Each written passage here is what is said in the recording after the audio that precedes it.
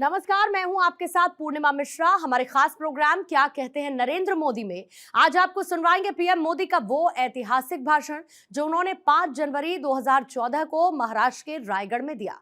अपने भाषण में मोदी ने कहा कि हमारे देश का एक बहुत बड़ा दुर्भाग्य रहा कि आजादी के इतने वर्षों बाद भी भारत का सच्चा इतिहास हम तक पहुंचने नहीं दिया गया। अंग्रेजों ने जो षड्यंत्र के तहत गुलामी की मानसिकता को बढ़ाने का प्रयास किया, आजादी के बाद हम लोग भी उसी को खाद पानी देते रहे हैं। भाइयों बहनों, हमारे देश का एक बहुत बड़ा दुर्भाग्य रहा है और दुर्भाग्य ये रहा है कि आजादी के इतने वर्षों के बाद भी भारत का सच्चा इतिहास हम तक पहुंचने नहीं दिया जाता है।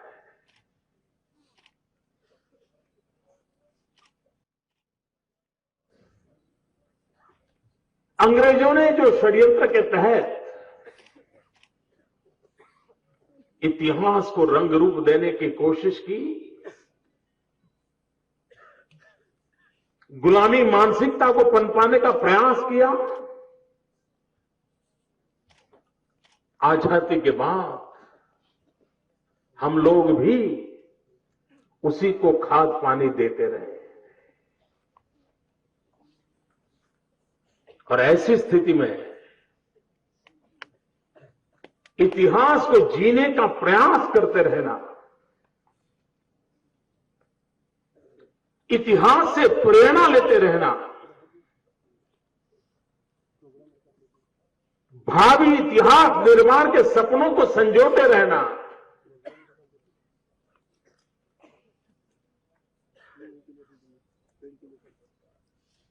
ये काम छोटा नहीं है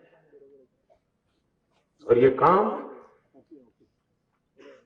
निरंतर रूप से इस पवित्र भूमि पर चल रहा है, आप लोगों के प्रयासों के माध्यम से चल रहा है। आज हिंदुस्तान में छत्रपति शिवाजी महाराज के संबंध में किसी भी कोने में जाकर के पूछो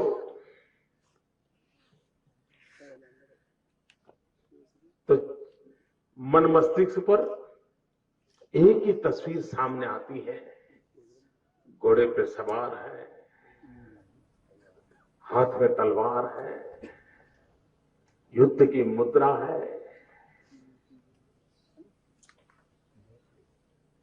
क्या छत्रपति शिवाजी महाराज का यही एक रूप था क्या? एक विराट रूप को, विराट व्यक्तित्व को युद्ध की घटनाओं तक सीमित कर दिया गया और ज्यादातर तो आक्रांताओं के संदर्भ में ही छत्रपति शिवाजी को प्रस्तुत किया गया। अगर हम महात्मा गांधी को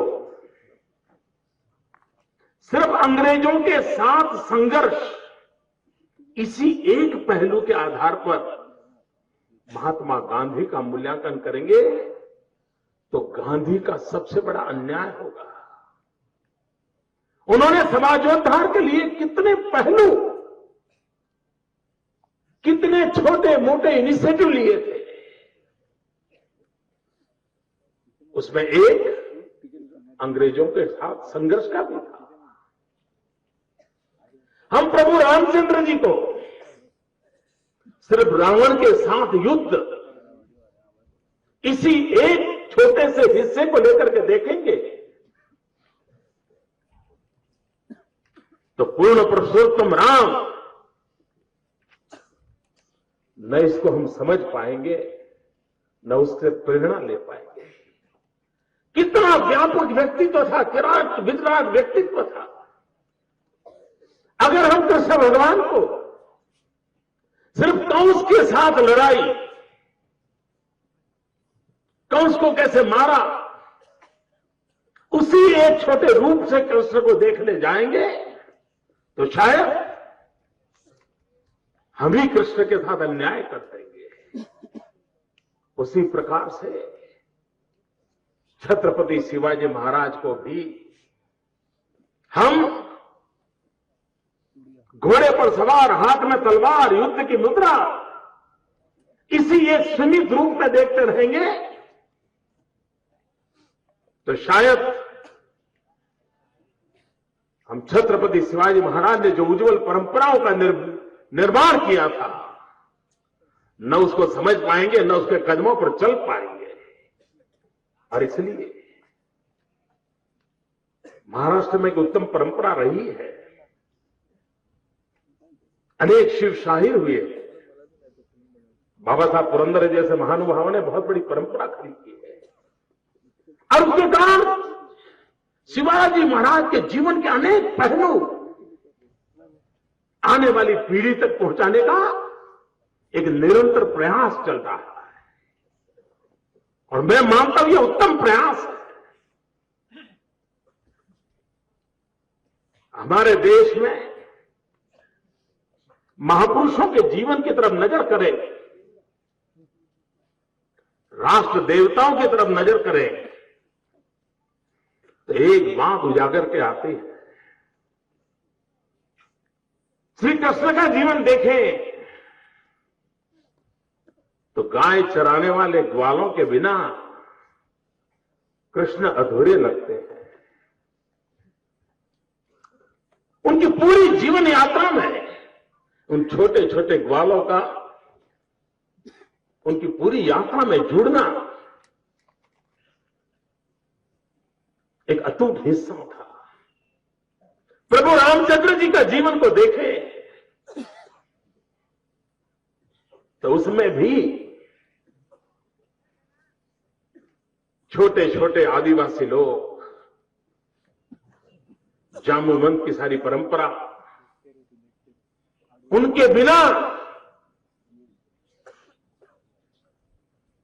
वानर सेना के बिना प्रभु राम अधूरे लगते हैं। उसी प्रकार से छत्रपति शिवाजी महाराज छोटे छोटे मावड़ों के बिना छत्रपति शिवाजी महाराज भी अधूरे लगेंगे। छोटे छोटे लोगों को साथ रख करके उनमें कौवत भर के, कौशल्य भर के, उनके भीतर की मानवीय शक्तियों को जगा करके एक महान लक्ष्य के लिए जोड़ने का पवित्र काम ये महापुरुषों की परंपरा रही है। उसमें एक शिरमोर नाम रहा है छत्रपति शिवाजी महाराज का। मैं स्पष्ट शब्दों में मानता हूं कि छत्रपति शिवाजी महाराज भारत की स्वाधीनता के लिए लड़ाई लड़ रहे थे। ये देश को गुलामी से मुक्ति दिलाने के लिए लड़ाई लड़ रहे थे। उस कालखंड में जो माध्यम थे, जो व्यवस्थाएं थी, जो तौर तरीके थे, उसको उन्होंने अपनाया था।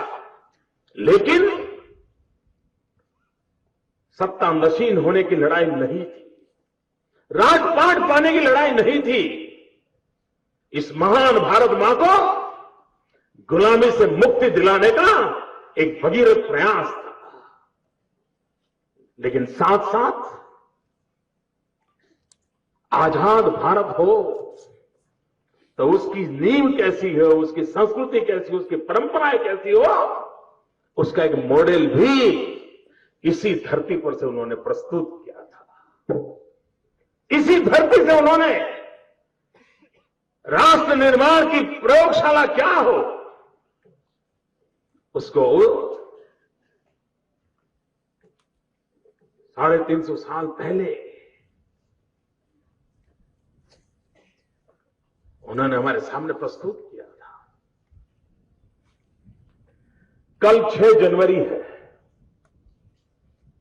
मैं भी रास्ते में आ रहा था तो एक अखबार में एक आर्टिकल पर मेरी नजर गई।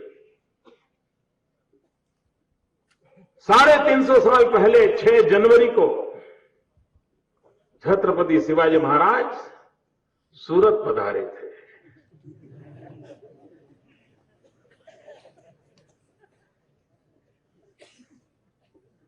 इतिहास ने कितना बड़ा न्याय किया है छत्रपति जी के प्रति।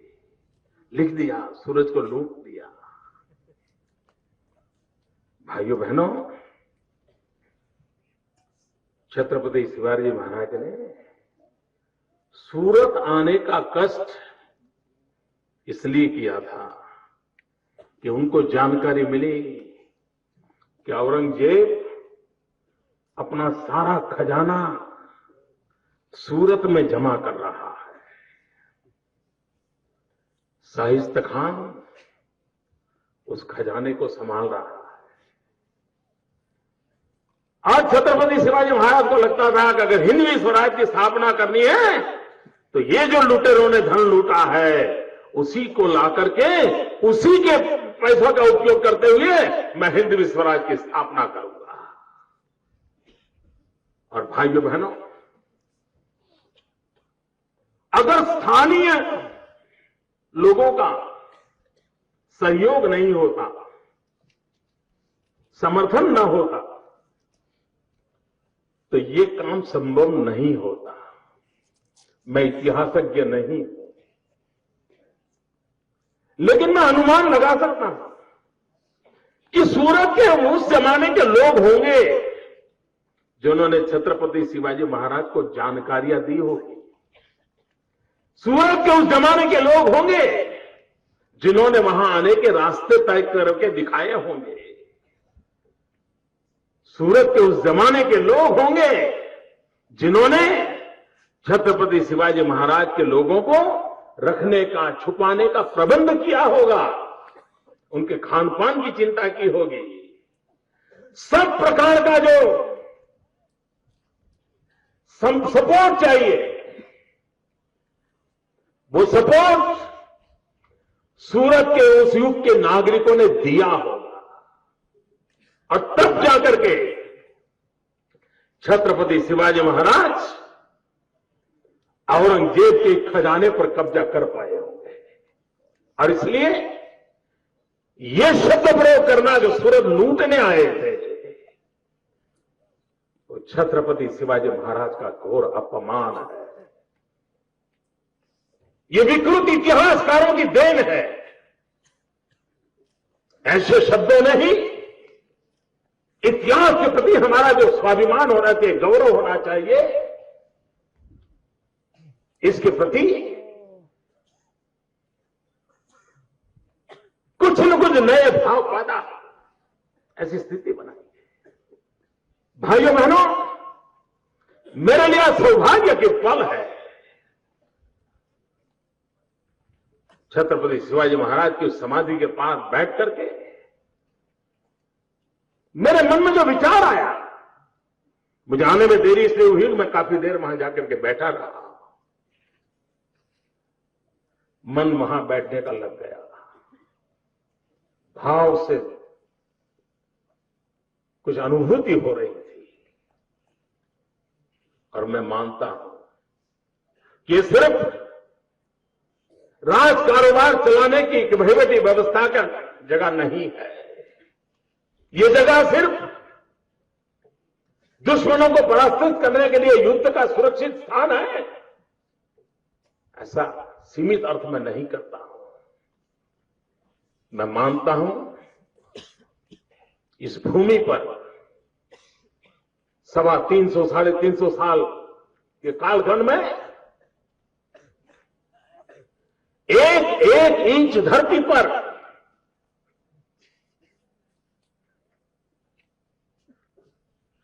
दिव्य भारत के, भव्य भारत के सपने बोए गए हैं।